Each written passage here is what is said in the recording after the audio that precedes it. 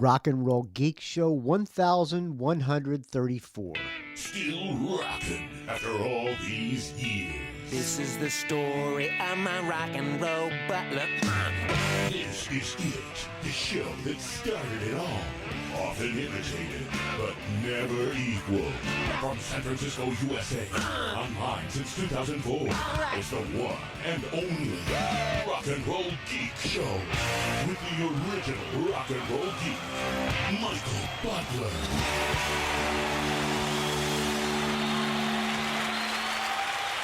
Welcome to the Rock and Roll Geek Show. My name's Michael Butler. Thanks a lot for joining me. I really appreciate it. Today is Tuesday, July 5th, 2022, and it's 6:16 when I'm recording this episode.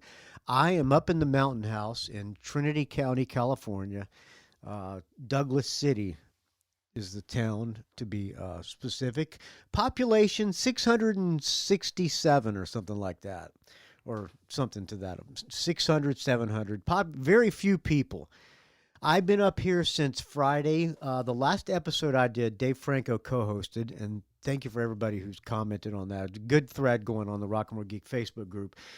The day after I did that, I went and picked up my friend Mick Punk and his girlfriend Stephanie, and it's just me and the two of them and the dogs, and two of the dogs came up to Trinity County for the weekend.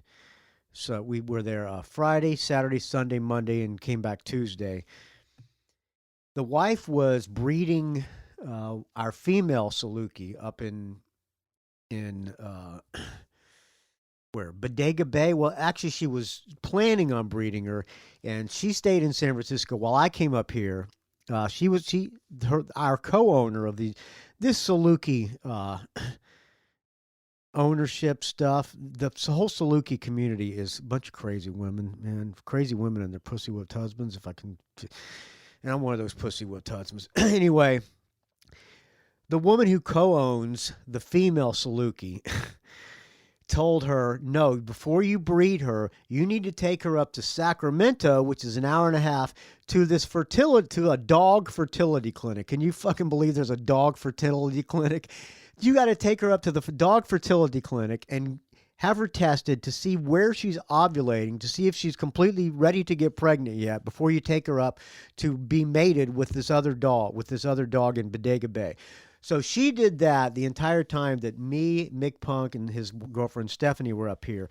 We had a great time. It was extremely hot, but we walked the dogs. His wife his girlfriend is a great cook. She's a vegan, or is she vegan? No, I think she's vegetarian.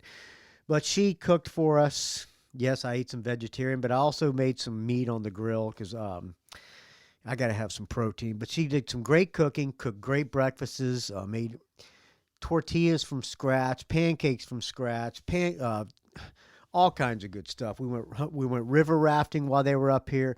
Had just a great time. When we last okay, I'll hold off on that for a second. So then we came back on Tuesday.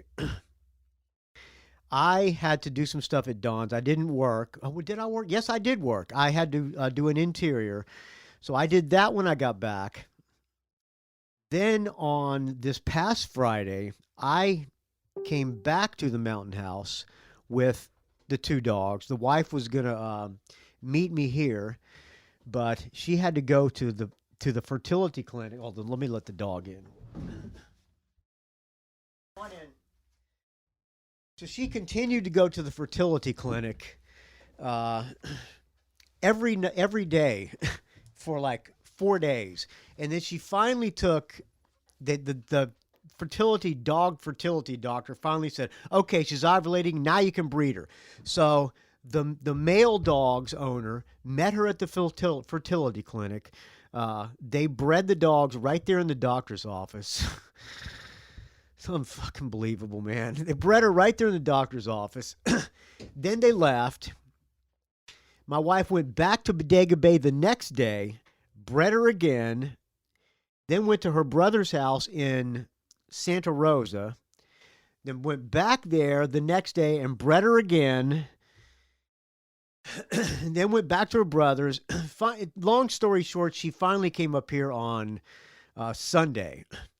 while I was here on my own, some people want to hear Mountain House stories. I've gotten a lot of emails saying they love to hear the Mountain House stories. So that's what I'm doing before we get into the rest of the show, friends. I hope you're with me on this. If not, we got a podcast here. It's a fast forward button on it. You know how to do it. So while I was up here, I got here on Friday. 4th of July weekend in a small town. It's been so long since I've been in a small town on 4th of July. As a matter of fact, I don't think I ever have, except when Jacksonville, Florida used to be a small town, but it's not anymore. Let me take a sip of this fine Tecate. This is the second Tecate of the day. Let me take a sip of this one. Oh, that's good. Best one of the day. So when I got here on Friday, I relaxed with the dogs. My poison oak, Dave Franco asked me how my poison oak was, and it was starting to go away. I was just at the tail end of it. And the wife said, don't you dare wash the dogs while you're up here. When I was up here with Mick and Stephanie, we washed them every time we came back from the long walk because they would get into the poison oak chasing after ground squirrels, and they'd climb in the poison oak. So I would come back and wash them every day with poison oak soap and managed to not, I was fine. And the wife said, when you go back up there, don't wash those dogs because their skin is all dried out and they're scratching and itching. And that's because you've been washing them. I said, what am I going to do if I get poison oak? Well, you're just going to have to wash yourself every day and not touch the dogs. So I have been just assuming I'm going to get exposed to poison oak every day. So I go to the shower. I wash with the stuff called Technu poison oak stuff. It's supposed to wash the oils off of you. I also got this holistic stuff by these sheep breeders that's supposed to be even better than the Technu stuff. So I was washing with both of those constantly. Well, right now, I have an outbreak on my right wrist and on my left wrist. It's on the second, I can feel the second day, and it's like tingling. So I know I'm going to have another round of poison oak that's going to last me 2 weeks. So welcome back, poison oak. Oh, anyway, so Friday, hung out with the dogs. Saturday, there was a rodeo at night in Weaverville. I'd never been to a small town rodeo. So I went into town, went to a little bar called the Diggins, and it's full of like mounted deer heads, mounted elk, fox, all kinds of animals, which, by the way, Jeff Butler down the street killed most of them, and he donated them to the Diggins. So I went there and had a beer, and then went and had some barbecue at a barbecue place in town, which was really good. And then I went to the rodeo. Got myself a ringside seat by myself at the rodeo. It was the bull riding championships in Weaverville. I got a ringside seat. You could buy bleacher seats for, I don't know, $35, or for extra 10, you could be ringside. So I sprung for the ringside. I was by myself. Why not? I'm living it up in the woods.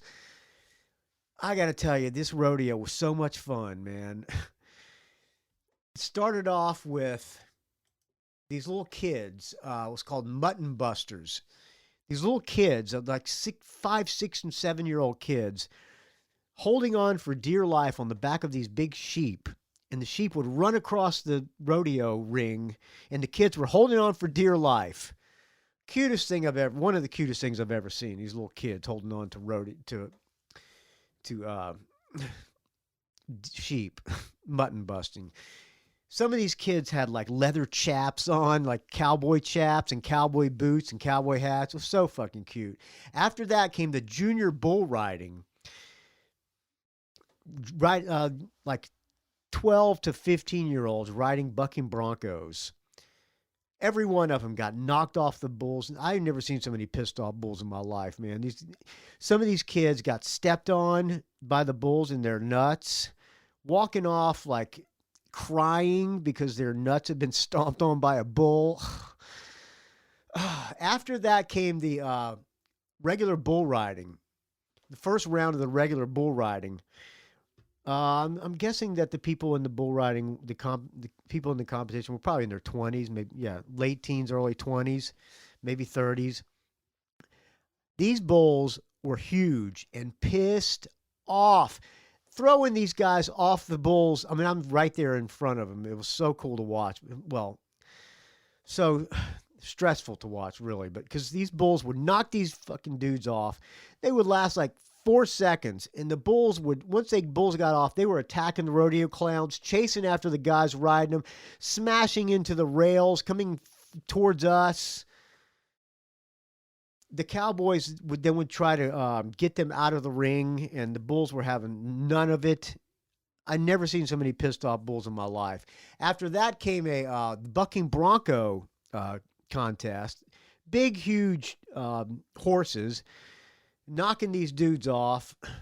These guys are all amateur bull riders, and it showed because they were having a tough time staying on these bulls and bucking broncos.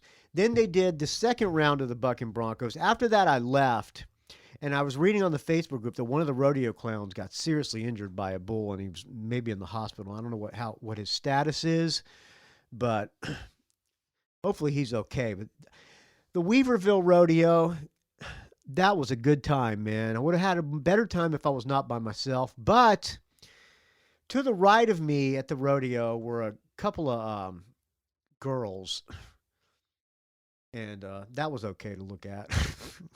Although they didn't want any part of me, but I could still be a dirty old man and gawk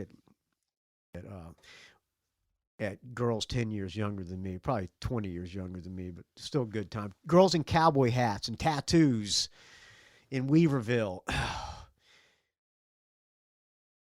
It was a good time, man. And the Star Spangled Banner was nice, and everybody stood up. And one guy had anyway, I'm not going to get into the politics thing. There were gay people at the parade we went to on 4th of July.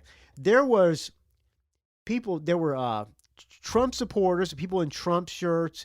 There was a pride group, like gay people walking, Weaverville Pride, Trinity County Pride, and all gayed out, and they're mixing with the Trump supporters, with the people in the Trump shirts and flags.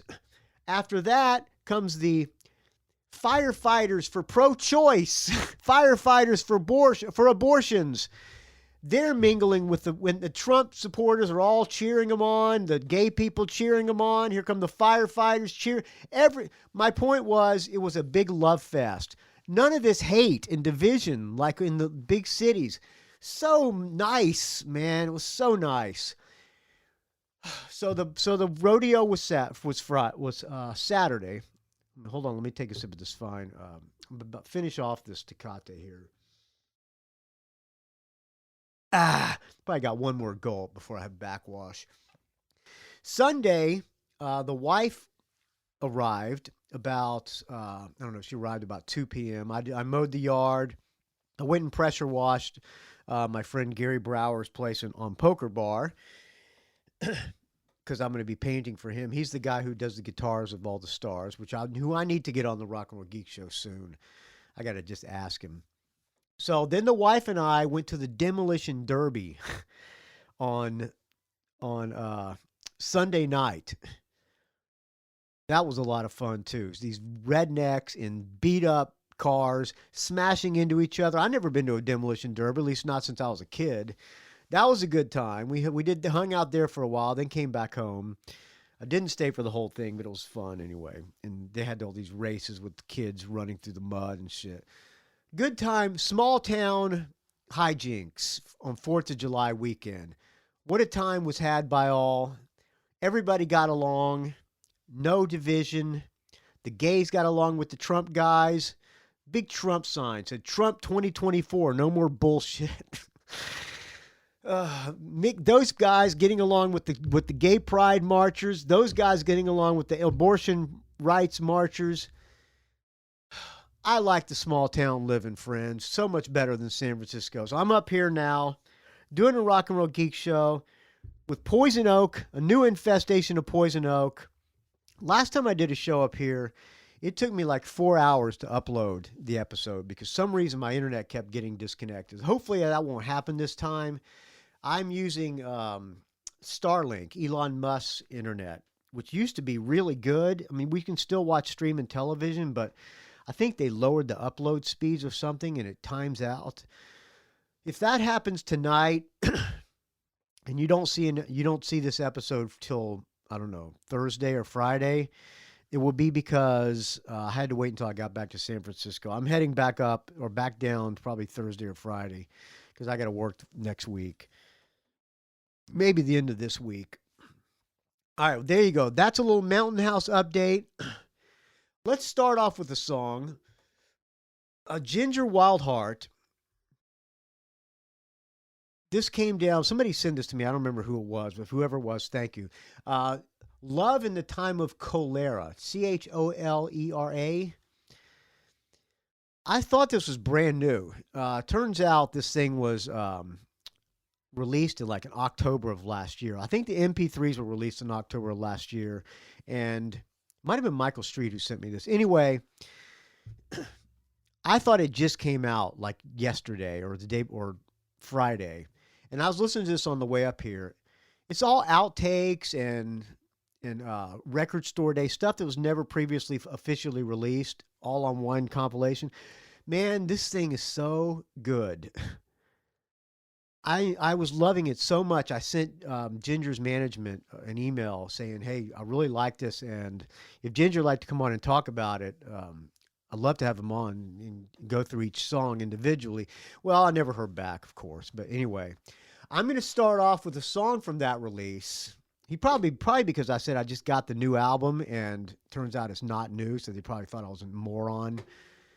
That's me, Michael Butler the moron. This song, it doesn't sound like Ginger singing. It could be Scott Sorey on vocals. I'm not sure, but I really, really like this song a lot. Every song on this album is kind of different than each other, but each one shows why Ginger Wildheart is a fucking genius. I apologize for the curse words. Every time I cuss, just take a drinking game. This song is called Shine a Light, and I love this song. The night has got you when you're all messed up. Keep forgetting how to breathe. Ashes burning through the styrofoam cup. Legs asleep below the knees. Shine, shine, won't you shine a light? Shine, shine, won't you shine a light? Shine a light on the fear and make them all disappear. Got a mirror in her pocket. Checks her makeup and she walks inside. One that's up before she locks it. Don't wanna show you just how hard she's cried, but you see it on her face when she walks through the door. She's 2 steps away from crashing to the floor. You hold her up 'cause she needs a little more than everybody else could believe. So come on and shine, shine. Won't you shine a light? Shine, shine. Won't you shine a light? Shine, shine. Won't you shine a light? Shine, shine. Won't you shine a light? Whoa, whoa, whoa. You ain't taking me in 'cause I ain't breaking promises. Whoa, whoa, whoa. So we can take a deep breath. I don't care what the father says. Night has got you when you're all messed up. Keep forgetting how to breathe. Shine, shine, won't you shine a light? Shine, shine, won't you shine a light? Shine, shine, won't you shine a light? Shine, shine, won't you shine a light? Shine a light on the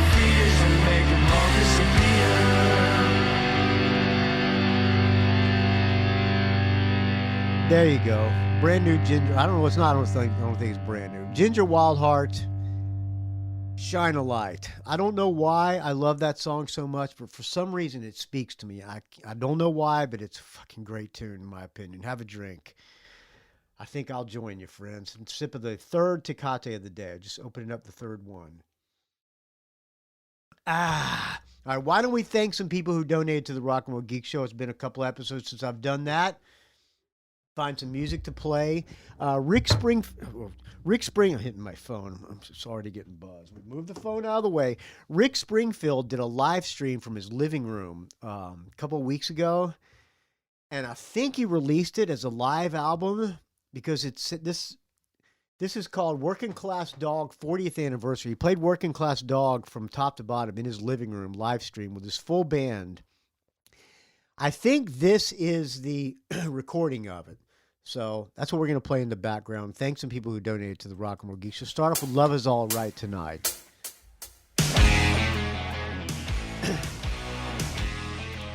Thank you, everybody who donates to the Rock and Roll Geek Show. As you know, it's a value for value. Go to rockandrollgeek.com and click the donate button. That takes you to every way you can donate to the Rock and Roll Geek Show. One of them is patreon.com/RNRGeek. Like Joe Pawlak, $16.66. Dan Gerawan, $15. Tim Schall, $15. Kirk Crawford, $12.77. Fred and Ginny Bunke, $10. Joseph Coyne, $10. Friend of the show and friend of mine, Michael Street, $7.50.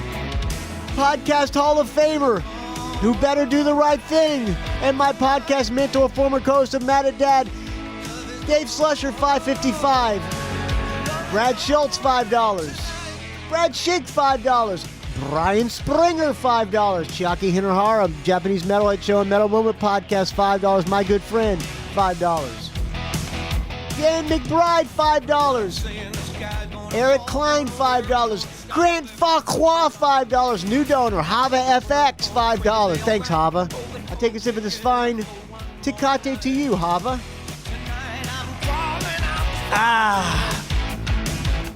James Shapiro, $5. Jamie Jefford, $5. John Scott. Tom Petty and me. That John Scott, $5. Justin Lefkowitz, $5. Martin Clawley, $5. Metaldan, $5. Mike Brown, one of my oldest friends in the world, $5. Nadi Itani, $5. Paul Smith, $5. Robert Harvey, $5. Steve Trice, $5. Ted Wilbrecht, $5. Tony Field, $5. Mike Hellier, £4.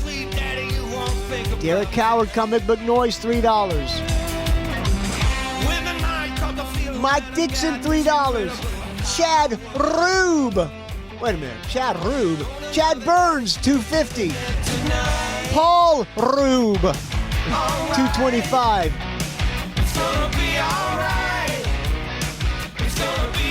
Adrian Boschon.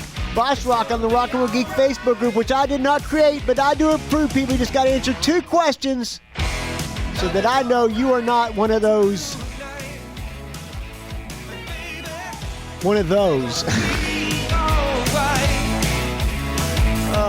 $2. Adrian Bosch on. Amy Bowen, $2. I got an audio comment from Amy Bowen. I can't wait to hear what she has to say. Bruce McMillan, $2. Eric Stowell, $2. Matthew Hunt, $2. Patrick Shanahan, $2. Paul Underwood, $2. Eric the Rock and Roll Plebe, $142. Rick Springfield's living room. All right, next song. Next song. Come on, Rick. Eric the Rock and Roll Plebe, $142. 3 Legs, 4 Wheels, $1. Arnie Stash, $1. Corey Kohler, $1. John Richardson and Mark Mazzei, also $1. The PayPal donors. Dave Franco with the $100 co-host donation. Send me $100. You too can co-host the show, friends. You can plug your band, whatever you want to do. Kirk Kroll. Oh, Dave Franco saved the show. Thank you, Dave Franco. Thank you also for the great music. He sent me a shitload of good music. I've really been getting into the great affairs. Kirk Crawford also saved the show with a $50 donation.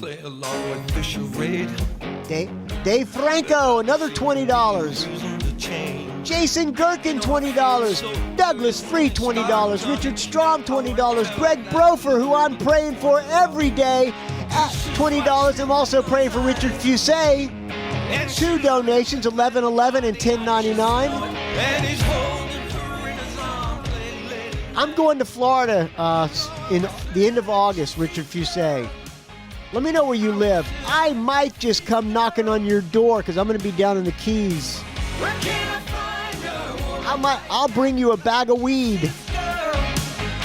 Ralph Miller, friend of the show and friend of mine, $10. Blake Johnson, $10.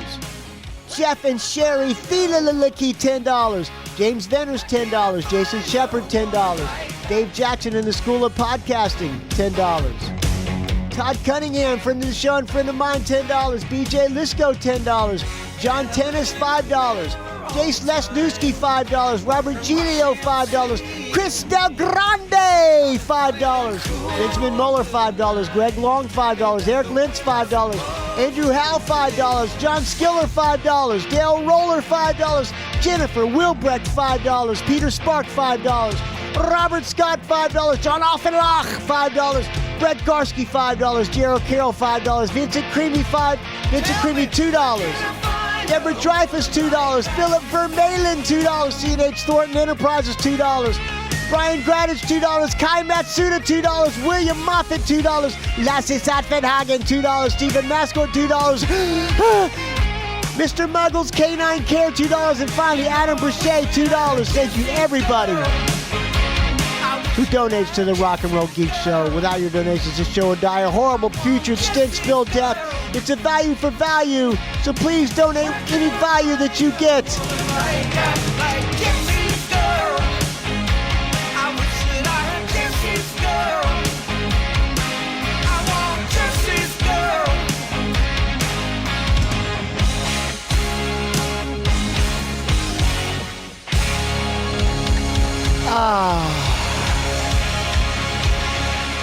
It's always nice to cleanse the palate with some Rick Springfield. All right. I can't wait any longer. I got to hear what Amy Bowen has to say. Amy Bowen? Hello, Amy Bowen. Hello, Michael Butler. Hello, This Amy. is Amy Bowen. How are you doing? I am super great. Could not be better. Especially great now that you have called Amy Bowen. I love hearing your voice. Really glad to hear that. Yes. The other day, I was listening back to some of my very, very backlogged rock and roll geek shows, which I usually listen to when I'm working or driving. Are you working on thread snippings? What kind of car do you drive, Amy? And the December 14th, What kind of car do you think she drives? I'm gonna say like a I want to say a Ford Pinto, but it's not a Ford Pinto, but it's something to that. It's probably a Ford Escort. I'm guessing a Ford Escort. What do you drive, Amy Bowen? 2021 Tuesday Night Trainwreck episode. Oh, let me back it up. Okay, here we go.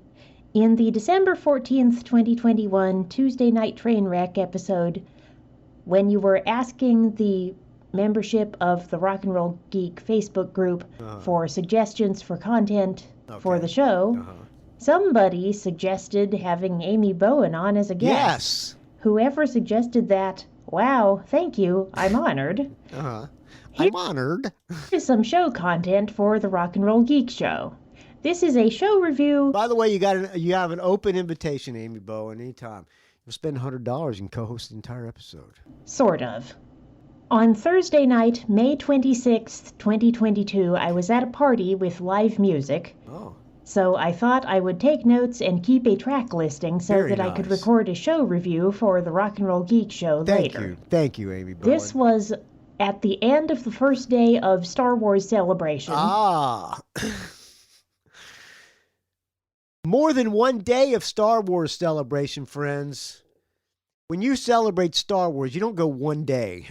And the party was the one that all of the official Star Wars costume clubs organize every time there's a Star Wars celebration. That's what I'm talking about. The Star Wars Costume Club, motherfuckers. Have a drink. They usually have at least one live band. Yeah. Star Wars clubs know how to throw down. Come in and perform. This year's Star Wait a Wars minute, I'm going to back it up a second. I'm talking all over Amy. Star Wars celebration, and the party was the one that all of the official Star Wars costume clubs organize every time there's a Star Wars celebration. I fucking love it. They usually have at least one live band come in and perform. That's great. This year's Star Wars celebration was in Southern California at Anaheim Convention Center. Wow, that's a huge... I think it was like a house party. Come on.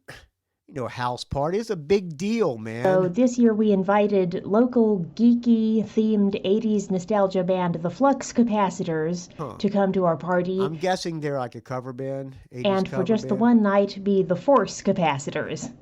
Get it?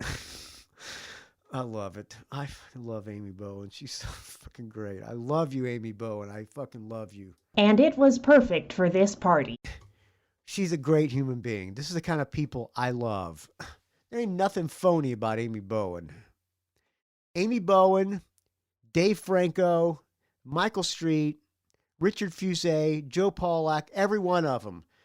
There's no assholes in the Rock and Roll Geek, friends of the Rock and Roll Geek Show. There's no assholes that I've ever met. I've never met an asshole who listens to this show yet.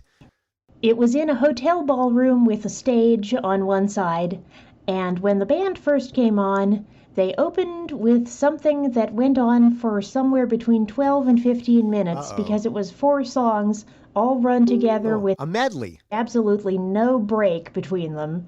And those 4 songs were The Power of Love, of course. That's The Power of Love. Huey Lewis in the news. Pardon me. Huey Lewis, Power of Love. Take on Me. Take on me, take on me. What's that? Human League? No. What's that? Aha? Is it Aha? Maybe. Footloose and Dancing with Myself. Wait a minute. Well, we gotta cut loose, a foot loose. Bring on your dancing shoes and down, down, down, down, down. Oh, I'm all over the world. All right, good opening 4 tunes. And after that, the singer introduced the next song by saying, "This is a song that you probably haven't heard live very often or at all." And it turned out to be Everybody Wants to Rule the World by Everybody Wants to Rule. Tears for Fears? Why haven't you not heard that live? Because they broke up or something? I don't know. Tears for Fears, which he's right. I had never heard it live before. It was good. Me neither. This was followed up by Living on a Prayer, and I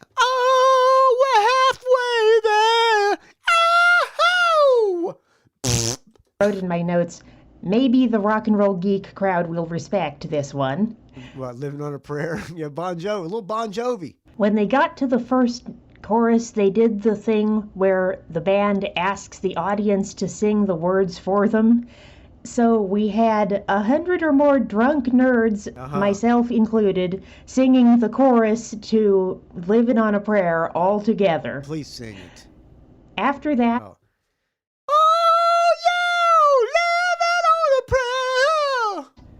They had their special guest musician going by the stage name of Darth Elvis come on. Okay, an Elvis guy, an Elvis impersonator dressed like Darth Vader. That's a good time. And we were treated to 3 filk songs. For those who don't know, that means an already existing song with a completely different set of lyrics, usually nerdy or geeky ones. Okay. That's Star Wars shit that I'm not privy to. Case, the 3 songs were Bib Fortuna, which was to My Sharona by the Knack. Ben Fortuna. Ben Fortuna. What's Ben Fortuna? Is that one of the characters or the actors? Who knows? I don't know. Dagobah, which was to the tune of Africa by Toto. Okay. I bet the rain down in Vegas. Vagaba. Is it Vagaba? Don't ask me what Vagaba is. Should I Google it? All right, let's Google what Vagaba is. Vagaba. How do you spell it? Vagaba? Vagiba? Vagaba? Vagaba? Vagaba. Vagaba. Third person singular imperfect vindicative of vagger. Okay. Well, that cleared that up. All right. And one that was called Akbar, and I do not know what the Akbar. original song was. It was not one I recognized. Okay. After Akbar.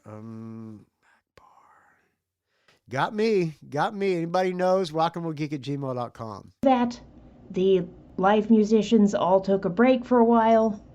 They did come back maybe between 45 minutes take and a an little hour break. later, I think. I'm not quite sure. With the following songs. This one goes out to Amy Bowen, who's dressed probably as Princess Leia. The theme from Ghostbusters. Who you gonna call? Ghostbusters. Okay. Johnny B. Good. Go, Johnny, go, go! I Just Can't Get Enough. Come I just can't get enough. Not I can't get enough of your love. Bad company, is it? on, Eileen. Come on, Eileen. I swear I'm a fee at this moment. And This Is How We Do It. This is how we do it. Okay. And by then, it was 10:45 or Past bedtime. Past my bedtime. 11 o'clock. And I had had a very, very long day of conventioning. So that was the point at which I decided that is enough partying for one night. There you go. I really need to get to bed. It's going to be another big day tomorrow. Yeah. So it was a fun show. Yes. Good atmosphere, pretty good crowd reaction to the songs. That's good. Although there were people who were dancing, singing along and stuff. There were a lot more people trying to socialize, but Were you dancing, Amy? And if so, who was the lucky guy? they did manage to get a pretty good crowd on the dance floor. For my first time at the Official Costume Club's bash, I enjoyed myself. I'm glad. This I'm has so been glad. a mini show review with Amy Bowen, I love it. host of the Thread Safe podcast Thread and Safe. Thread Snippings, Thread which Snipping. will begin producing new episodes again at the beginning of August, Dog days. same as every year. Good. Have a good night. Stay frosty, my friends. Stay frosty, Amy Bowen. Dog days of podcasting. I forgot all about that. I'll be doing that again this year. Why not? What will I be doing in August this year? Well, at the end of August, I'll be heading down to the Keys to the last 3 or 4 probably last 4 episodes. I'll be down in Miami and the Keys. Maybe I'll do a dog days, me banging on Richard Fusey's door. His home care person will answer the door, and I'll have a bag of weed in my hand and a microphone in one, a bag of weed in one hand and a microphone in the other. All right. And there was a joke there, but I forgot what the punchline was. I will be hunting up here in the mountains, hopefully. Hopefully I'll get myself a deer.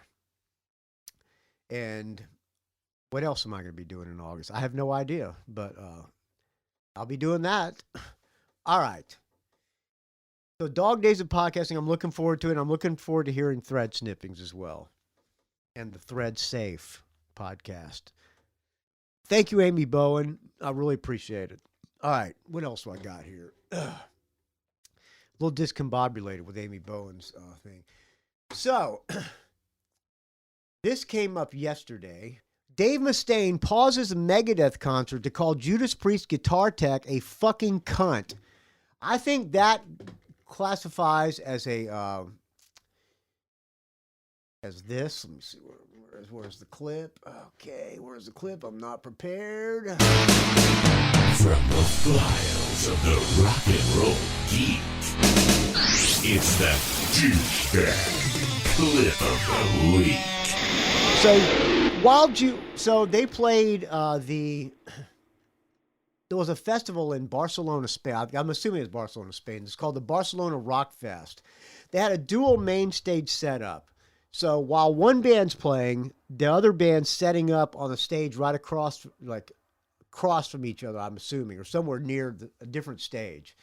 So here's what it reads. Okay, things got a bit heated at Megadeth's appearance at Barcelona Rockfest over the weekend, and not because of any pyrotechnics. Frontman Dave Mustaine paused the band set to turn the air blue after a guitar tech for Judas Priest was sound checking on the adjacent stage during the sound check.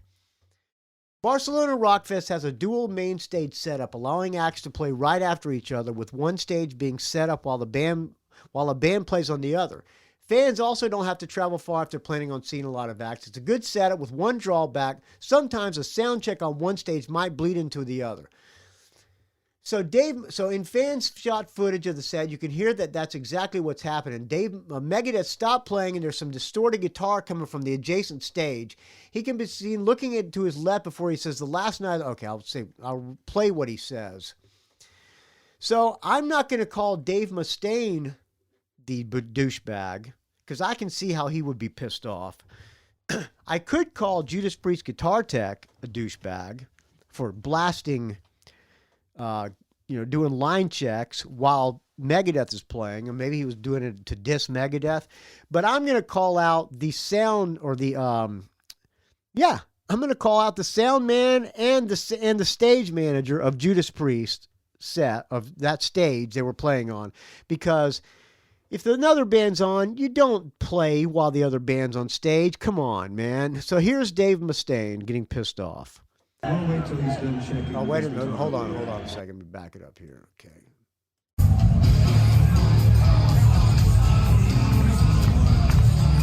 Oh, what did I do here? Hold on. Wait, where is it here? Okay.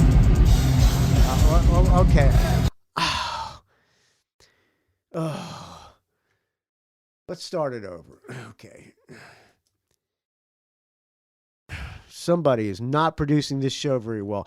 I'm the douchebag of the week. All right, here it is again. I'll wait till he's done checking his guitar over there.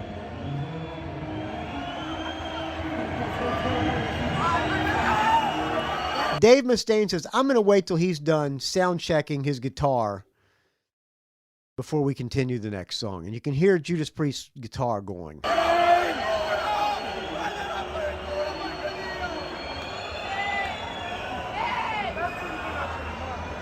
So Dave Mustaine standing on the side of the stage, clearly agitated. Flips off this other stage, a bird from the stage. Middle finger in the air.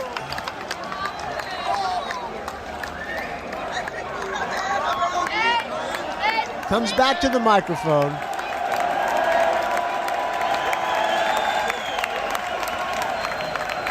Last night of the tour, we went all the way to the last fucking night, and then some pussy over on the stage next to us has to start playing while we're playing.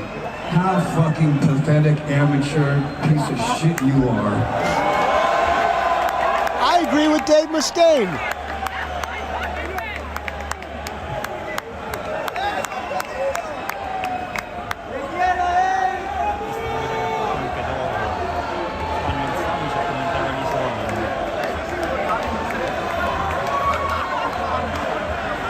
Proceed now.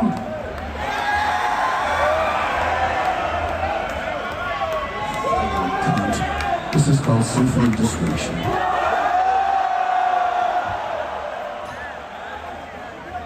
I think he stops again.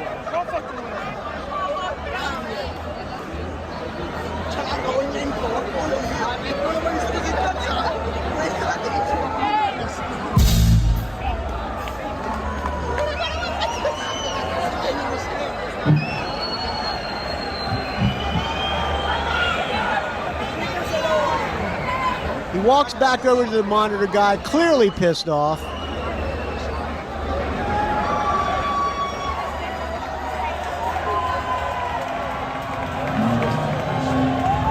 And then he says, fucking cunt. Okay, all right, there you go. I'm going to play the clip again. From the files of the rock and roll geek, it's the Douchebag Clip of the Week. Well, at the very least, it got Megadeth fans a little bit riled up, which was all dudes. And I don't know if you've ever been to Spain, but when I was in American Heartbreak, we played Barcelona, Spain. I think we played Barcelona and Madrid. Some of the best rock and roll fans in the world are in Spain. I will give kudos to them. All right, let's play another song. I don't usually play mashups, but Mick Punk told me about this. This is released in French. This is a French release. I don't know the label, but this is called Bobby Ramone. Some label in France put together Bob Marley singing over Ramone songs, and it's pretty interesting. This is called that release is called Rocket to Kingston, and this is called Stirring in My Room.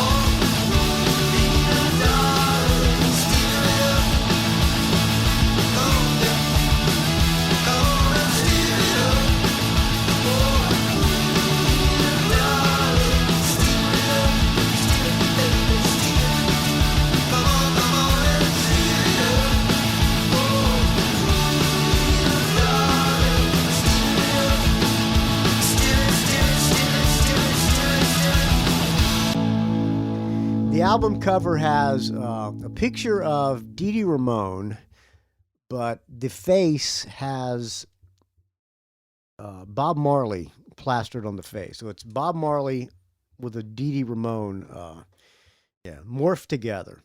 Pretty interesting album if you're into mashups. I'm not really into mashups, but I love the Ramones, and I don't know much about Bob Marley, but it's interesting songs. Some of the songs are Today One Love, Tomorrow the World. What else? What other songs they have on here?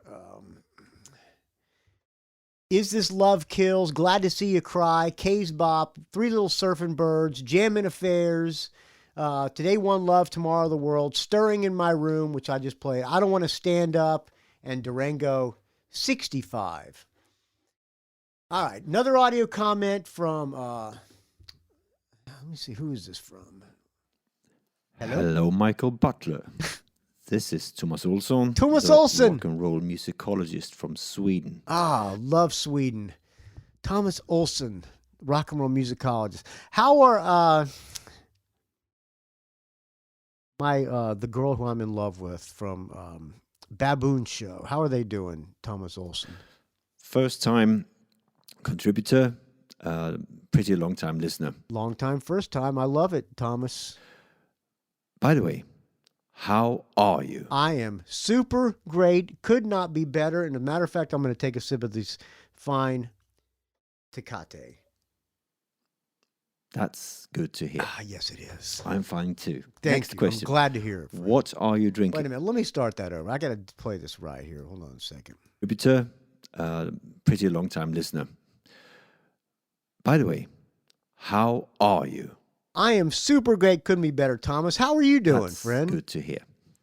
I'm fine too. Good. Next Glad question. to hear it. Okay. What are you drinking? I'm drinking a fine Tecate in the can with a Yeti knockoff. I'm having Lapsang tea. Lovely. Lapsang tea. Anyway, I have a show review for you. Okay. And it's a review of Jeff Beck at MR Bio in Copenhagen. Nice. I've never had a Jeff Beck review, and I've never seen Jeff Beck, but everybody knows that Jeff Beck is the greatest guitar player in the world. June 28th, just a few days ago. It was sold out gig, 1,300 people there. All right, theater all show. Standing, pretty hot. The band consisted of Jeff Beck, of course, on guitar.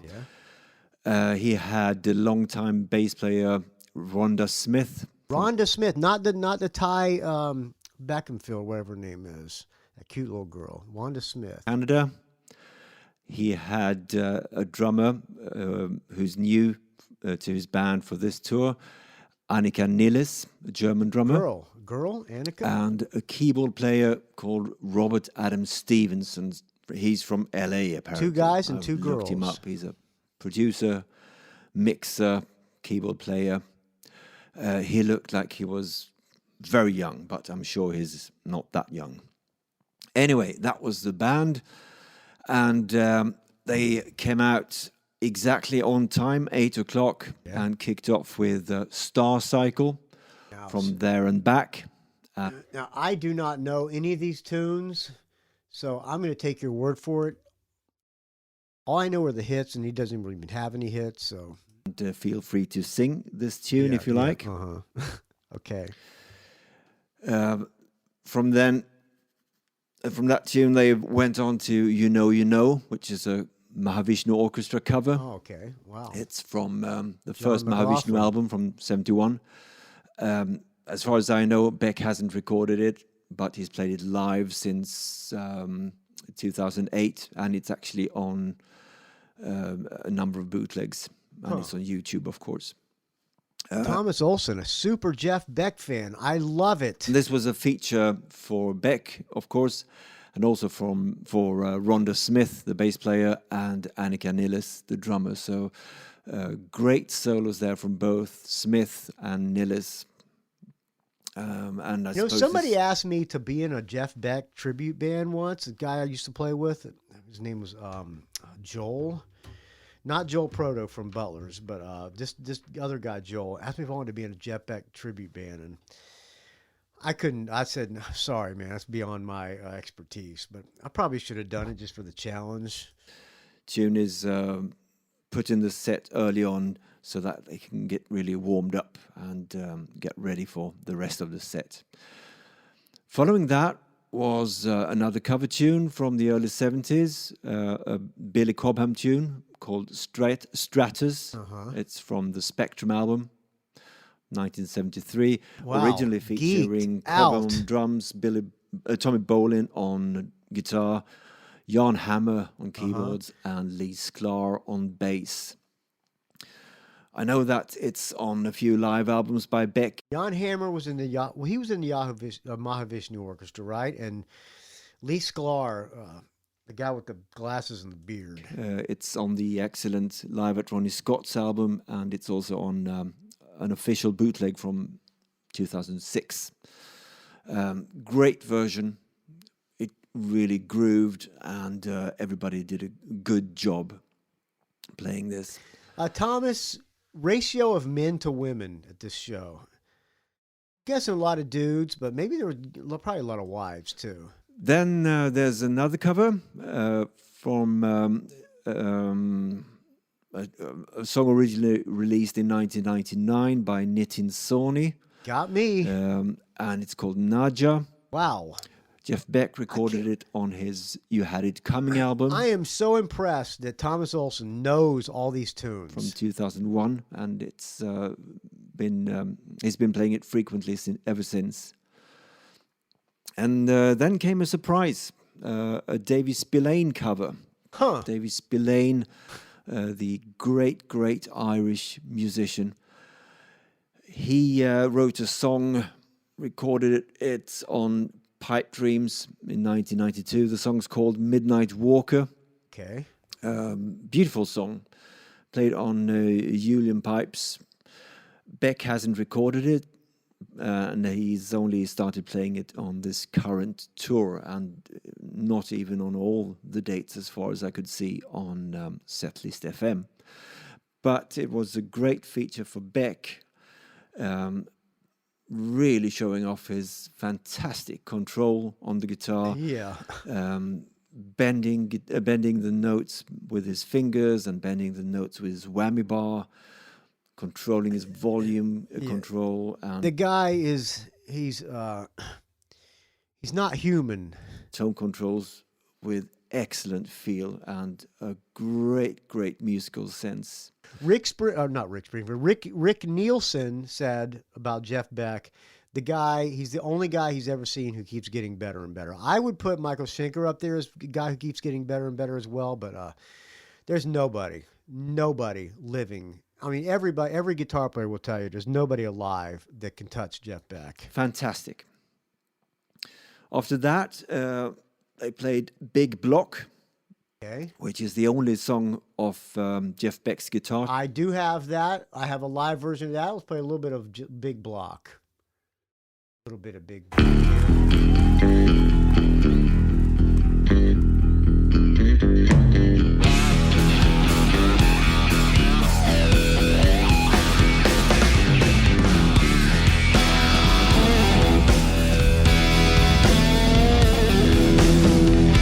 Yeah, I can see geeking out to Jeff Beck show. I mean, just be amazed watching this guy play.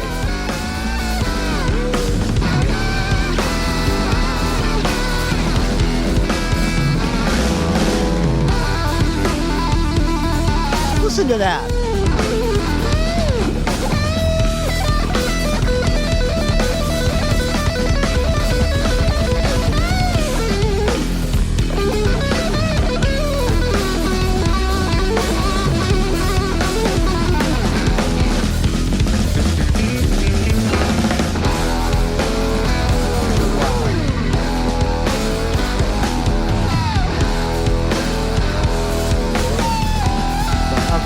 Great feature for Beck. All right. I rewound. I tried to stop Big Block. Instead, I stopped Thomas Olsson's audio comment, and like a dumbass, I rewound it. So I'm probably way too far back. So, what more can you expect from the Rock and Roll Geek Show, friends? Really showing off his fantastic control on the guitar. Bending the notes with as his you fingers just heard. and bending the notes with his whammy bar, controlling his volume control and tone controls with excellent feel and a great musical sense. Fantastic. After that, they played Big Block. Yeah, there you go. You just heard a little bit of Big Block. Which is Block. the only song of Jeff Beck's Guitar Shop that they played this evening, which was a pity because that's a favorite of mine. Good take on it.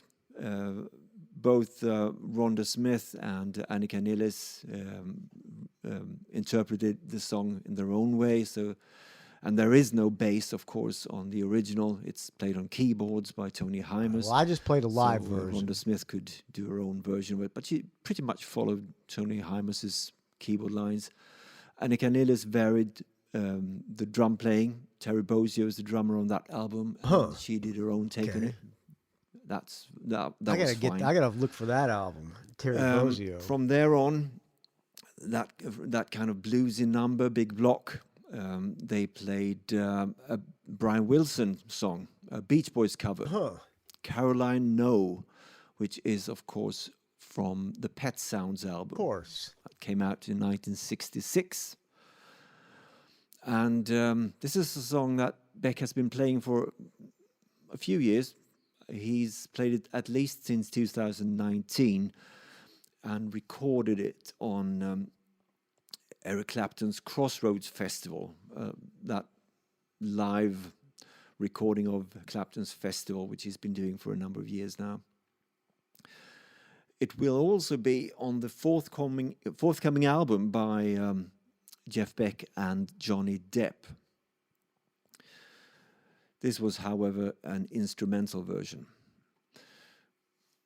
Moving on, they played a song from the Who Else album that came out in 1999, a song called Brush with the Blues. And it was just filled with Jeff Beck's fantastic playing. Got a really good reaction from the crowd as well, as many of Beck's solos did. Really, really great.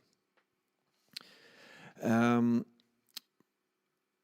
then we had the last track of the first set, which was... we did 2 sets. Of course, we've ended as Lovers, which most people know from Jeff Beck's Blow by Blow album from 1975. Probably one of his bigger albums. It was, however, originally recorded by Cyrita, written by Stevie Wonder, recorded by Cyrita on her Stevie Wonder Presents Cyrita album from 1974. Listen to this knowledge. And Jeff Beck is, of course, most known for playing this track, and he did it really, really well. Nice ballad, lots of emotive playing. Could have been longer, but we got an explanation why this song and probably a few other songs were cut short by Jeff Beck himself, because after this song he said that the drummer Annika Nilles had COVID and was okay now, but she's still very tired after her COVID. And must take a rest for 10 to 15 minutes. So, and, as far as I understand, she had an accident and injured her foot. So did they plan on doing 2 sets or just, I don't know. Yeah, this year, just before the tour, in fact. So she's had quite a bit of bad luck, I must say. Not good for a drummer to have an injured toe. But she pulled through admirably, much better than certain drummers of certain California-based bands I could mention. Yeah. Motley Crue! Yes. Tommy Lee. Who, well, we all know about that. But Annika was really good about this, and she played really intensely on the songs that require that. So she certainly wasn't, she's not a quitter. Anyway, so there was this break for about 15 minutes or so. Then they came back with the evening's special guest, which was Johnny Depp. Oh, And that's right. This happened while the verdict was coming down. Johnny Depp wasn't there because he was performing on stage with Jeff Beck. So this is the show. Okay. Was with the band for all of the second set. Singing and playing guitar. How about that? Did the entire set. And kudos to Johnny Depp. Well, the less I say about his guitar playing, the better. Yeah, well, standing up there next to Jeff Beck, come on. The guitar is basically just a prop. And then there were his vocals. Just as bad? Well, at least he didn't take on any really demanding vocal songs. All right. So, I've heard worse. Yeah. I've heard worse. Have you?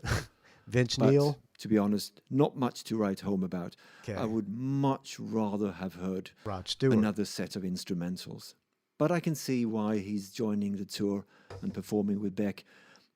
After all, Jeff Beck and Johnny Depp are mates, and they have a new album coming out called 18. Huh. I did not know that. Johnny Depp and Jeff Beck have an album coming out. Okay. The 18 album will be out on July the 15th for anybody who's interested. I'm interested.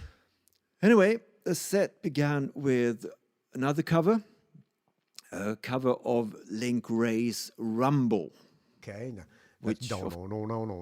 That. Was Link Wray recorded in the Is that Rumble? 50s, I think, in 58, I believe. And this is a fairly recent song added to Beck's set list. He's played it for 3 years, I believe. No vocals on that, but there were vocals on the next track. This is a song for Miss Hedy Lamarr, which is off the 18 album. A song written by Johnny Depp and Jeff Beck, according to Spotify.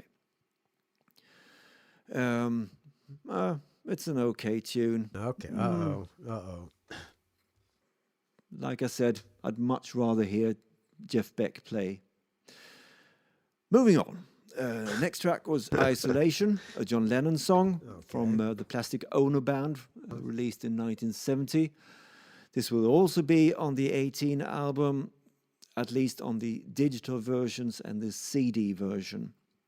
This was something released by Beck and Depp in 2020. Appropriately enough during the pandemic, of course. This was followed by another track from the 18 album, a song originally recorded by Beach Boys drummer Dennis Wilson, a track called Time. Wilson recorded it on his Pacific Ocean Blue album back in 1977. Listen to the knowledge of this guy. Isolation was also a ballad, and this is a song for Miss Hedy Lamarr. Isn't really an up-tempo track either. So the tempo's getting dragged down a bit by now. And having Johnny Marr on stage. Johnny Depp. I don't know. Not for me. Okay. Well, there were a number of very enthusiastic young women in the audience, so there were however, girls there who appreciated Mr. Depp more than I did. So the guitar geeks were probably not enjoying the second set, but the chicks did. Okay. Well. So this slow track was followed by, oh, you guessed it, another slow track. A song made famous by the Everly Brothers in 1959, a track called Let It Be Me. They didn't write it. I believe it was Gilbert Bécaud who wrote it, but it was made famous by Everly Brothers, and I'm sure that's where Jeff Beck first heard it. That's another track that will be on the 18 album. Speaking of which, What's Going On by Marvin Gaye will also be on that album. Okay. All right. Yeah. And What's Going On is, of course, from Marvin Gaye's classic album by the same name from 1971. Solid song to begin with. Not my favorite Marvin Gaye track, but a good tune and iconic, of course. Luckily for everybody involved, Johnny Depp didn't sing it except for parts of the chorus. The singing bits were made by Jeff Beck's guitar.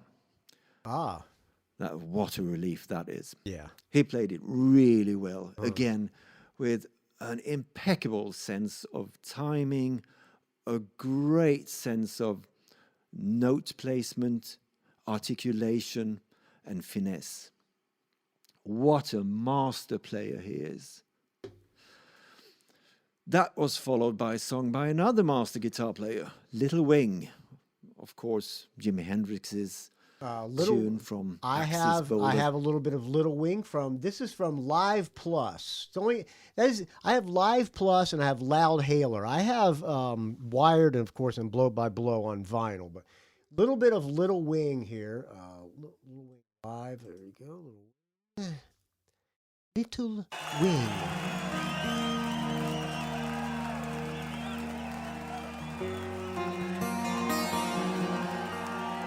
Now, was Jeff Beck playing acoustic?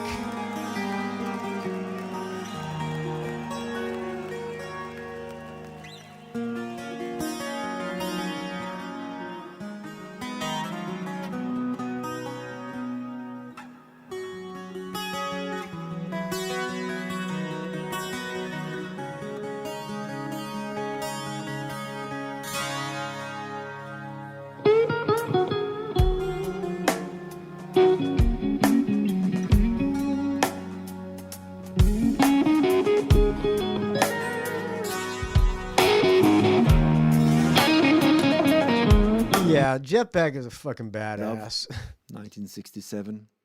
This is a song that Beck has been playing for a number of tours now, for more than 10 years, I believe. This was an instrumental version. Lucky me. Next song was not an instrumental. It featured Johnny Depp on vocals. A Killing Joke cover called The Death and Resurrection Show. It's off the Killing Joke album from 2003. Right. Again, this is a song that will be on the 18 album.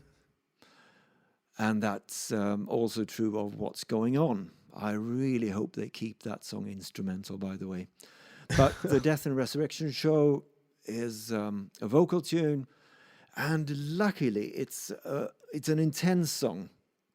After a handful of more or less laid-back tunes, it was good to get the intensity back, and it featured some super understated playing from Rhonda Smith, who's a virtuoso bass player. I mean, she's been playing with Beck for many years now, and before that, she was with Prince for 10 years or so. Oh, okay. And she can really, really shred. But on this tune, she played exactly what the song needed. Super basic playing, but really tight, with Annika Nilles on drums, who didn't play understated. She really let rip, but also played electronic drums on this song. Did it really well. And there were some robotic vocals from Depp. But the good thing was it was more of an up-tempo song again. So that was good. Then Jeff Beck is not, or excuse me, Johnny Depp is not a great musician by any means that I would. I mean, I've seen video of him with Hollywood Vampires. I've heard songs he sings in Hollywood Vampires. Not a talented songwriter particularly. Not a particularly great guitar player. How do you think he gets to play with all these great people? He gets to play with Joe Perry and Alice Cooper. He gets to play with Jeff Beck. Huh. You know, he moved out to L.A. with a band called Rock City Angels from Miami, Florida.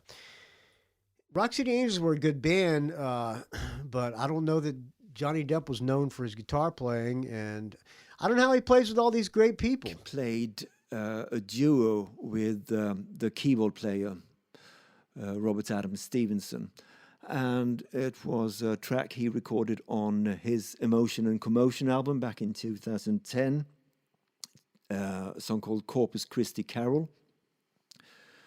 Song that's a really old Christmas carol. I know it was first written down in the 16th century, but it could well be much older than that. Made famous probably by Jeff Buckley on his Grace album. Unless you're a Benjamin Britten fan, you might know it by that English composer. No. But I think Beck's version is a superb take. And again, it's super tasty. And his way of using the whammy bar is just second to none. This led into a Beatles cover, A Day in the Life, which of course is off Sgt. Pepper from 1967. Beck recorded this on a tribute album to George Martin back in '98, an album called In My Life. Oh, I have it right here. Hold on, I have it right here from Live Plus One. Here you go, a little bit of a day in the life. Day in the life, a little day in the life, a little day in the life. Come on. So on this, he must have a guy playing acoustic. Oh no, that's him. It's a Stratocaster.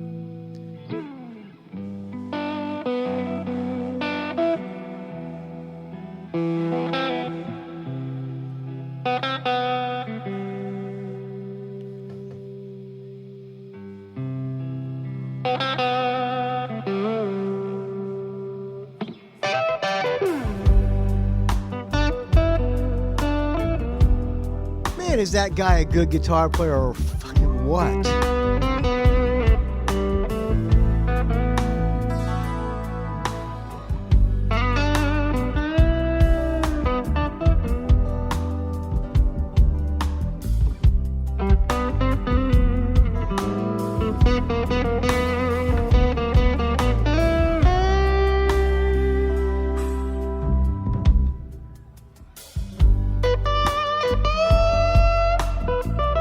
I can see how people geek out at Jeff Beck concerts. Yeah, I wouldn't want to hear Johnny Depp singing either. I just want to hear Jeff Beck play guitar.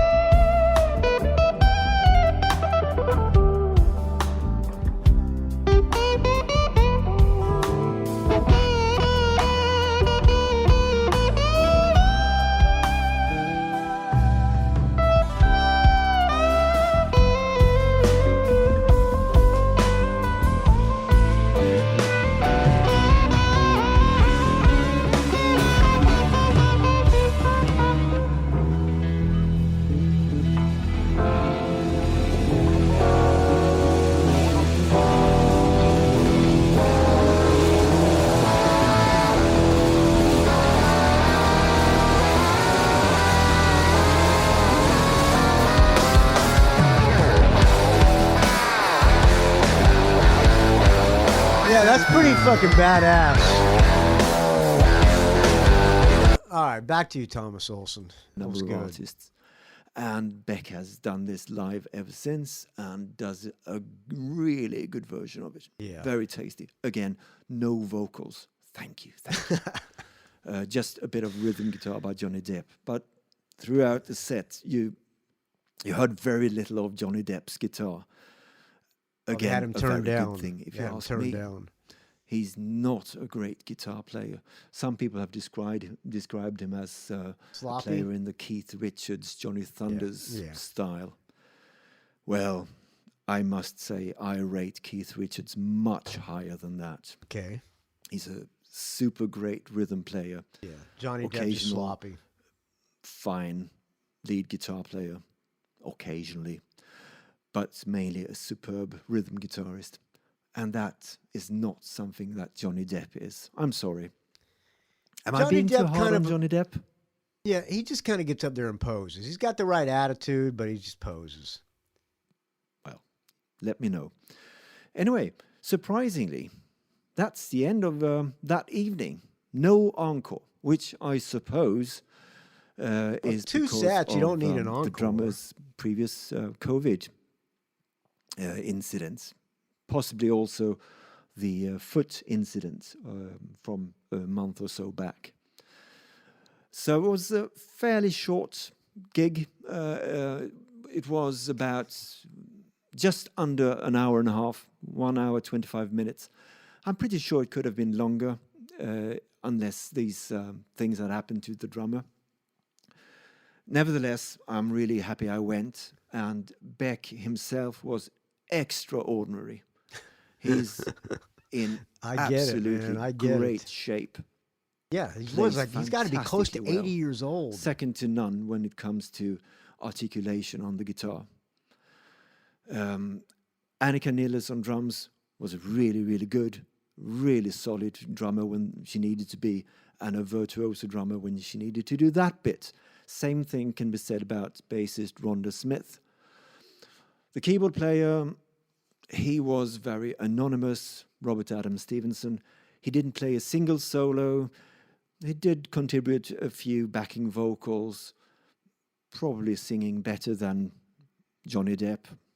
But, well, anyway, all in all, good gig. Would have loved to heard less songs from the forthcoming album by Depp and Beck, and would have loved to have heard many more instrumentals, and would have wished, of course, for Annika Nilles to be perfectly in shape, which she unfortunately was not. But all in all, great gig, and if you ever get the chance to see Jeff Beck, of course you should go and see him. That's it for now. Signing off. Bye-bye. Thank you, Thomas Olsson. Welcome to the call-in. Thank you. Please call in some more. For all you guitar geeks, that was for you. That is some super geek shit. Jeff Beck. What can you say about Jeff Beck? Thank you, Thomas Olsson. I really appreciate it. You too can leave me a show review like Amy Bowen and Thomas Olsson did. Just record it on your phone. email it to me, rockandrollgeek@gmail.com. Thank you, Amy, and thank you, Thomas Olsson. I really appreciate it. That's another way you can contribute to the show. If you don't have money to donate, call in a show review. That helps gives me a reason to do a show. And thank you so much, Thomas Olsson. I really appreciate it. I like that. All right. I think it's going to be a long upload session. I can just feel it. We're about an hour and 25 minutes into this. So I'm going to call it a night. We're going to close out with a song that Bosch Rock and the Rock and Roll Geek Facebook group sent me. This is a band called Wolfsbane. Find my playlist here. Wolfsbane has a new album out called Genius, and people were talking about it on the Rock and Roll Geek Facebook group, and a lot of people like it, so I'm going to play that. Where's my playlist here?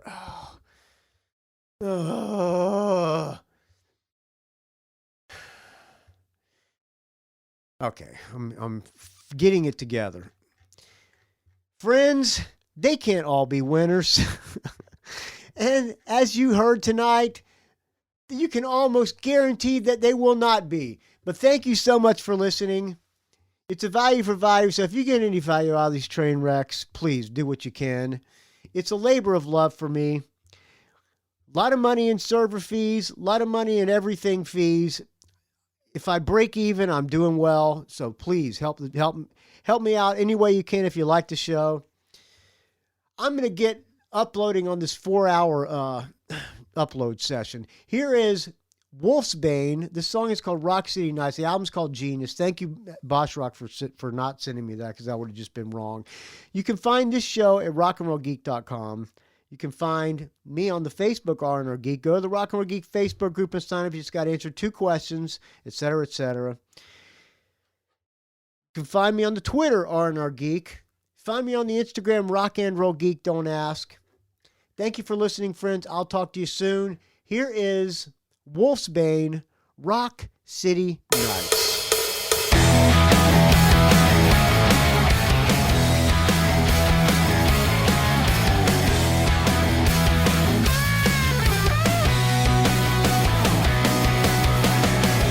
She's alright, I'm uptight, getting loaded on Thunderbird wine tonight. She's crazy, I'm lazy, wanna make her, but I just can't get it right until I hear that song. She gave to me a rocker's crown. Everything is gonna be alright. Rock City night, Rock City night, Rock City night, Rock City. Those are the nights that we crashed into life. I'm wasted, can't make it. Gonna party like it's 1989. She don't care. My long hair gives me the edge. I'm a rock god tonight. I'm gonna take this town. Rock until the walls come down. Everything is gonna be alright. Rock City nights, Rock City nights, Rock City nights, Rock City. Those are the nights that we crashed into life.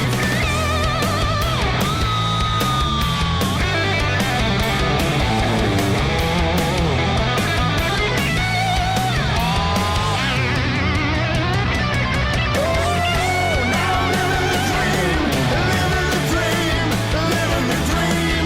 Oh, now living the dream, living the dream, living the dream. In the club they said there's been a car wreck. Grace Bailey is dead. Out of his head. We lived on love and music back then.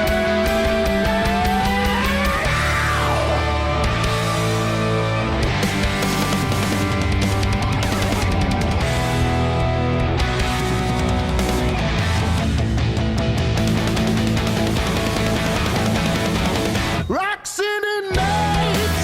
Oh, oh. Rock City nights. Oh, oh. Rock City nights. Oh, oh. Rock City nights. Oh,